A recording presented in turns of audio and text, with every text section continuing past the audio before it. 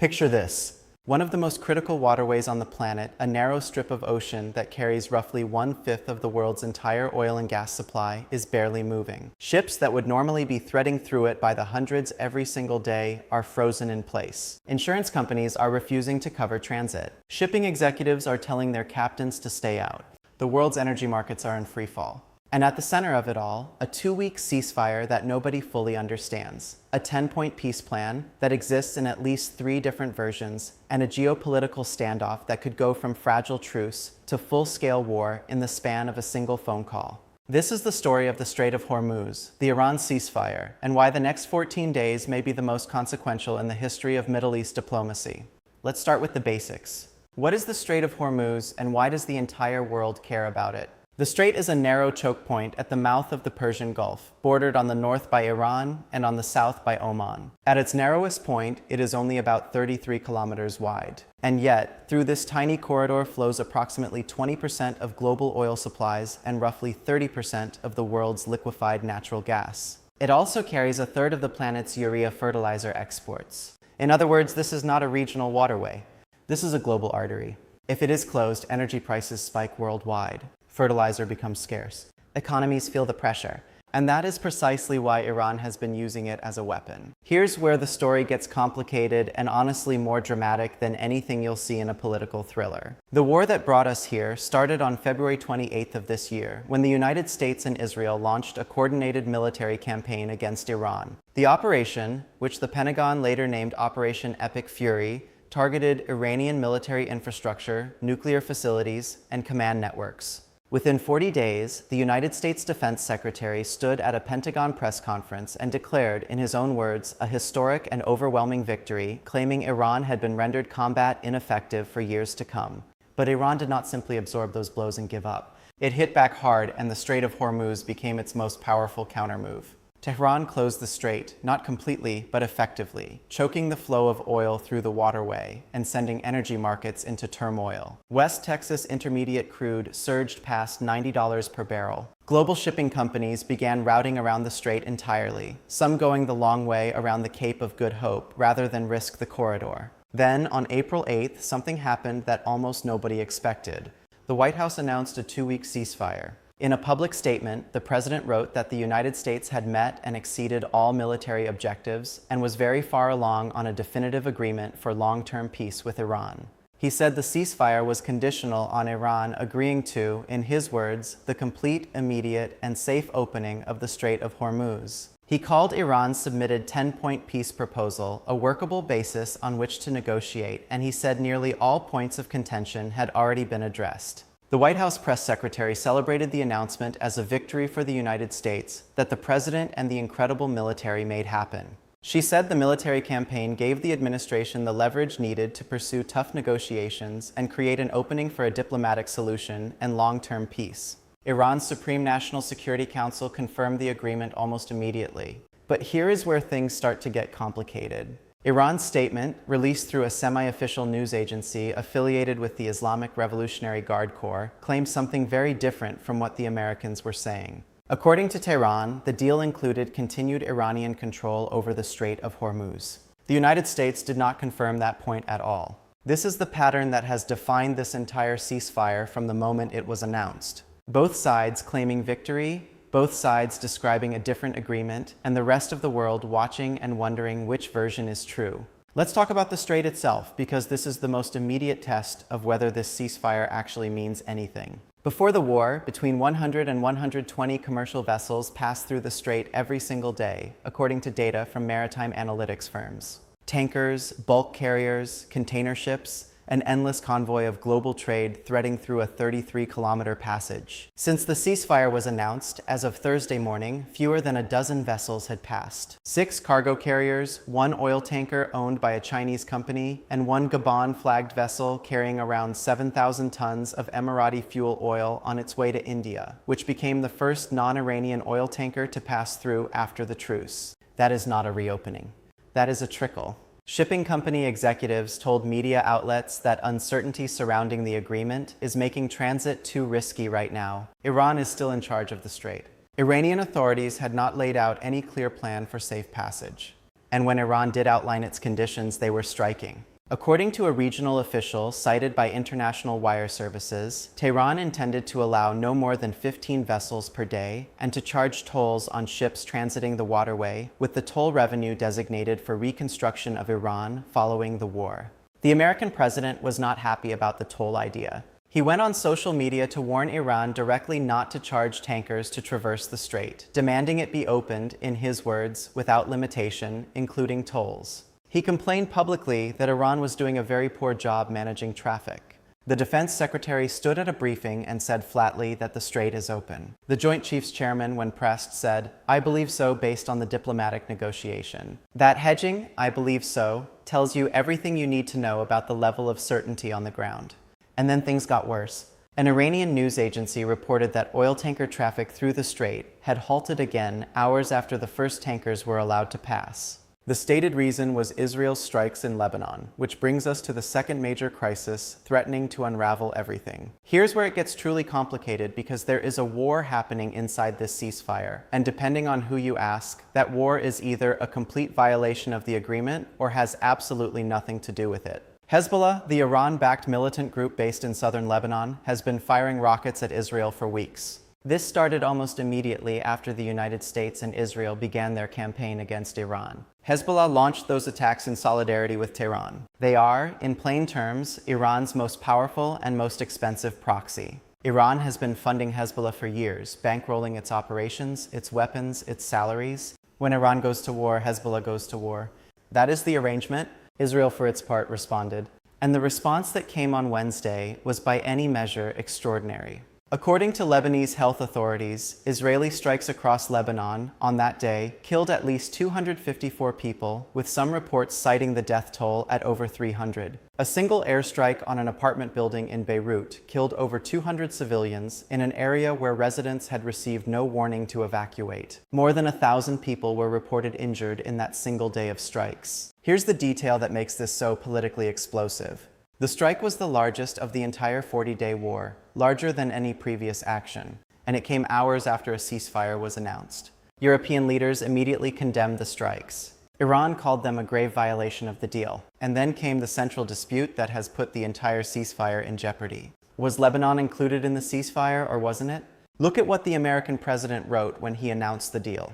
Lebanon is not mentioned, not once. Then look at the statement from the Pakistani Prime Minister, who has been the key mediator between the United States and Iran throughout these negotiations. In the third line of his statement, he explicitly wrote, "An immediate ceasefire everywhere, including Lebanon and elsewhere." That statement went out before any renewed fighting began. The Iranians immediately seized on the Pakistani statement. Iran's Islamic Revolutionary Guard Corps cited the strikes as justification for halting shipping through the strait again. Iranian officials began publicly questioning whether they should even show up to the planned negotiations. The vice president pushed back. He told reporters directly, "I think this comes from a legitimate misunderstanding. I think the Iranians thought that the ceasefire included Lebanon, and it just didn't. We never made that promise.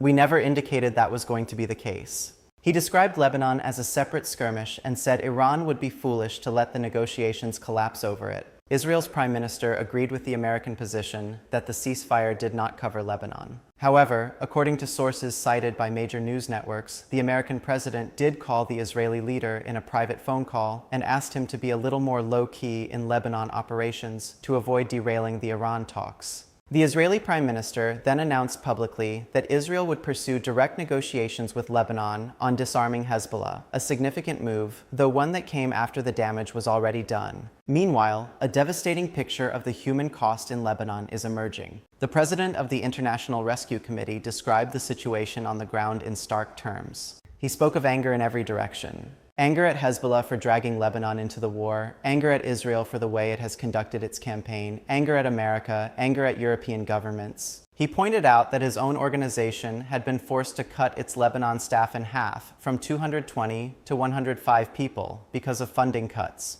He cited new research from the Center for Global Development, a respected think tank, showing that aid cuts over the past year have led to a 5% increase in global conflict levels. The Lebanese government itself does not support Hezbollah. The majority of the Lebanese population does not want this war. They are a silent emergency caught between a militant group they cannot expel, an Israeli military campaign they cannot stop, and a world that has cut the humanitarian aid they depend on. The death toll from Israeli strikes on Lebanon since the start of the war stands at over 1,500 people. In Israel, from Hezbollah rocket fire, the toll is 23. Now let's get into what may be the single most confusing element of this entire situation, the 10-point peace plan, because there isn't one. There are three. The vice president spelled this out in a remarkably candid statement. According to him, the first version of the 10-point plan was submitted to U.S. envoys. He said it was so poorly constructed that it was likely written by an automated text generator and that it was immediately rejected. It went in the garbage in his own phrasing. The second version, he said, was the product of genuine back-and-forth negotiations between the two sides. It was more reasonable, reflected real diplomatic progress. And this is the document that the American president was referring to when he described Iran's proposal as a workable basis on which to negotiate. The third version, and this is the one that has been driving confusion in the media, is a maximalist document that appeared on Iranian social media channels and public access television in Iran. It contains far more aggressive demands than the actual negotiating document. The vice president criticized media organizations for reporting on this third version, as if it represented Iran's official negotiating position, calling the sourcing little more than a random submission to local television. This is not just a communications problem. It is a window into the internal divisions inside Iran, a regime where different factions want completely different outcomes. And here's something important that gets lost in the geopolitical maneuvering. Iran is not a monolithic actor. It is a state with real internal fractures. You have the official government led by a supreme leader and a president which has committed to negotiating with the United States. You have the Islamic Revolutionary Guard Corps, a military political power structure that gained enormous influence during this war and whose senior commanders do not want the war to end. They have consolidated power.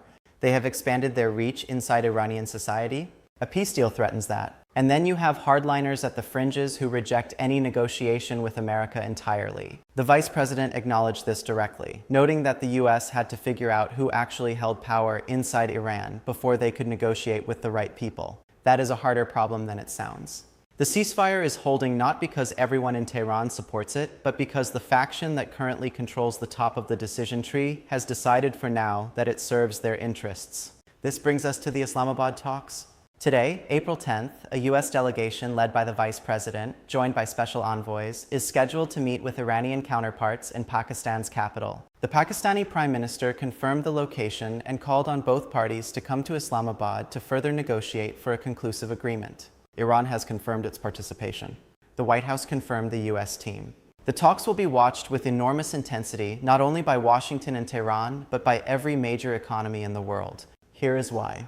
The Council on Foreign Relations published an assessment by a senior fellow for Middle East and Africa Studies. His view is sobering. He noted that there has been no regime change in Iran. The current leadership is no less radical than its predecessors. Iran retains the ability to destabilize its neighbors. And crucially, Iran now has leverage over the Strait of Hormuz that it simply did not have before the war began. He concluded that he did not see how negotiations would change this reality. That is the fundamental strategic problem. The U.S. military campaign may have degraded Iran's conventional military capacity, but it handed Iran's leadership a new and powerful card, a demonstrated willingness and ability to choke off global energy supplies. Tehran now knows it has a lever that even the most powerful military in the world cannot simply bomb away. Iran's supreme leader made this explicit in a statement after the ceasefire. He said Iran would bring management of the Strait of Hormuz into a new phase. He said Iran will certainly punish the aggressors. He pledged to demand compensation for all the damages inflicted. And then in a remarkable line, he added, "We will certainly bring the management of the Strait of Hormuz into a new phase," repeating it for emphasis. This is not the language of a defeated nation accepting terms. This is the language of a government that believes it has gained more than it lost. Now let's talk about the market reaction because the economics of this story are staggering. When the ceasefire was announced on Tuesday night, the markets exploded. West Texas intermediate crude oil plunged 16% in a single session, settling at $94.41 per barrel. The Dow Jones had its best single day in over a year. The relief was immediate and visceral. Investors had been pricing in the possibility of a prolonged war, potentially sending oil toward $120 or even $130 per barrel. But by Thursday, the euphoria was already fading. As doubts crept in about whether the strait was genuinely reopening, oil prices bounced back. West Texas Intermediate crude climbed back above $96 per barrel. The world's financial markets are watching every ship that enters or exits the Strait of Hormuz in real time, treating each vessel as a data point about whether this peace agreement is real. And there is a real-world energy cost to all of this. According to a chief energy advisor for Gulf Oil, it will take some time before any changes to strait traffic are felt by consumers at the pump. California, for context, imports roughly 75% of its crude oil, with nearly a third of that coming from the Middle East. The knock-on effects of a prolonged Hormuz disruption are not abstract. They show up in gas prices, in the cost of heating homes, in the price of plastic and fertilizer, and virtually every manufactured good. Gulf Cooperation Council member states are directly in the crossfire. Saudi Arabia's state news agency reported that the kingdom's east-west pipeline, a critical piece of infrastructure specifically designed to route oil to the Red Sea and bypass the Strait of Hormuz, was damaged in recent attacks. Kuwait accused Iran and its proxies of launching drone attacks on its territory on Thursday, even after the ceasefire. Bahrain and the United Arab Emirates also reported strikes in the days immediately surrounding the ceasefire announcement. Iran's Revolutionary Guard denied launching any attacks since the truce began. There is also a broader diplomatic dimension to watch. A joint statement released by the leaders of Germany, France, Italy, the United Kingdom, Denmark, Spain, the Netherlands, and Canada, along with European Union leadership, called for rapid progress toward a substantive negotiated settlement. Their statement specifically included a call for the ceasefire to extend to Lebanon, aligning them with Iran's interpretation, not America's, and they pledged to contribute to ensuring freedom of navigation in the Strait of Hormuz. South Korea, a key U.S. ally that hosts approximately 28,000 American troops and is deeply dependent on Middle Eastern oil, announced it would dispatch a special envoy to Tehran to discuss safe passage for its vessels through the strait. Seoul appointed a former ambassador to Kuwait as its special envoy, following a direct call between the Korean foreign minister and Iran's foreign minister. Iran has even, according to some reports, suggested it place sea mines in the waterway, while offering alternative routing for the few ships currently transiting the strait. If accurate, that is not the behavior of a country that has fully opened the Strait of Hormuz. That is the behavior of a country that retains total operational control and is managing traffic on its own terms. To understand why Iran is behaving this way, defiant in defeat, confident in negotiation, willing to hold the global energy market hostage even while signing a ceasefire, you have to understand where Iran came from. Not just 1979, when the Islamic Revolution overthrew the Shah and established the current regime, but further back to the Qajar dynasty in the 19th century, to the Anglo-Russian Convention of 1907, which divided Iran into spheres of foreign influence without Iranians having any say, to the 1953 coup that overthrew a democratically elected prime minister and reinstalled a monarch, to decades of foreign interference, sanctions, isolation, and resentment that have shaped a governing philosophy, defined above all by one principle. Never again will Iran allow an outside power to determine its fate. That context does not excuse Iran's actions, but it explains them. And in diplomacy, explanation is everything. You cannot negotiate with a country whose motivations you don't understand. Here's where we stand as of today. The ceasefire is holding. Barely. No major US strikes have resumed. Iran has not formally withdrawn from negotiations. The Islamabad talks are scheduled to begin today, April 10th, with the vice president leading the American delegation. Iran has confirmed its participation. Pakistan's prime minister has set the table, but the strait is not meaningfully open. Only a handful of ships have transited. Iran is still asserting operational control. Sea mines may be present.